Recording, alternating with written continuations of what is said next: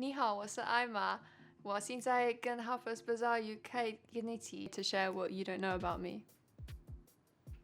So the three words that my friends would probably describe me as are resilient, random, and something to do with laughter, because I'm always laughing at everything even though it's probably not funny. Traffic, I can't stand it. When I'm driving, it's my pet peeve in life. Happiest, I'd say the satisfaction that I get from putting in a great day of training or a great session. I mean, after having a session like that, I'm probably raving about it a bit too much. It makes me very, very happy, and I take great pride in putting in sessions like that because over time it accumulates into great work. I think one food that reminds me of home is probably my mum or grandma or aunt's homemade dumplings, because I just have such fond memories of like crowding around the kitchen table with my grandma and family and just enjoying dumplings, sharing stories, and yeah, I think that's probably my favorite place on earth. So homemade dumplings. Best piece of advice I've probably been given is to never complain and never explain.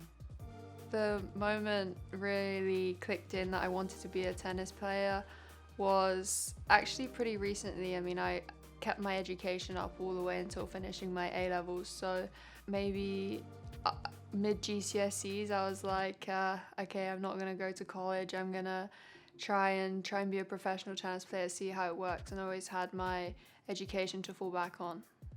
The career moment that changed my life was probably winning the US Open, and on that match point, I mean, it was the best moment of my career for sure. But since then, I've had a lot of new things that have been exciting, and yeah, that's probably the moment. The most surreal moment has probably been once I landed that ace, because it was just a second of I had no idea what happened, what I was doing, where I was, and yeah, I think that just sense of unknown was pretty surreal. Pre-game rituals, they include having a good meal for sure, a couple hours before, and just staying hydrated to make sure I'm focused and ready to go on the court. When I'm choosing who I work with, I really like to have authentic partnerships with brands that I have an interest in or I think can really influence my performance. And for me, Evian, being an athlete and healthy hydration is so important, so I need to make sure I'm staying fit on the court and ready to keep going and pushing through my hours of training and work. It's great to learn from different industries and see all the new things, and I can apply it into every aspect really, even my tennis, so I think that's been really eye-opening. Best career advice is to just have the strongest self-belief in yourself, because at the end of the day there's going to be a lot of outside noises and pressures, but it's you that is going out on the court and facing everyone yourself. So I think that's the strongest thing. I would say something in the finance industry. I've always had a keen interest in that, and that would probably be my dream job if I wasn't a tennis player, because I quite like numbers, maths, and also traveling, which you have in finance as well. I don't know if it's a party trick, but I can kind of speak 3 languages if that sort of helps me at the party maybe. 你好，我叫 Emma. That's it. Guilty pleasure, it's probably Taiwanese drama shows on Netflix.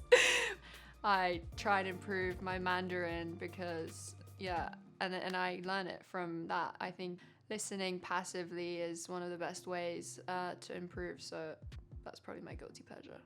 I wouldn't be able to say one book, but the books that I'm interested in are more non-fiction, because I like to always try and learn and open my mind up to new ideas, so I would say that sort of genre. My superpower would be to fly and be invisible, both of them, depending on the mood.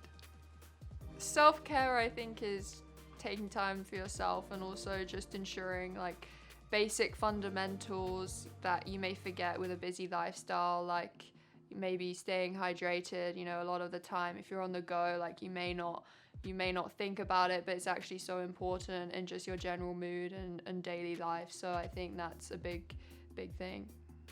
My advice to my younger self is probably to enjoy the moment more. I think that a lot of the time I was always thinking ahead of, you know, what I could be doing, if I'm missing out on certain things, and I was always like not so present. So I think just staying in that, and now looking back, some of those times where I was looking ahead, they were like the best memories. So I think just really enjoying the moment, taking it all in.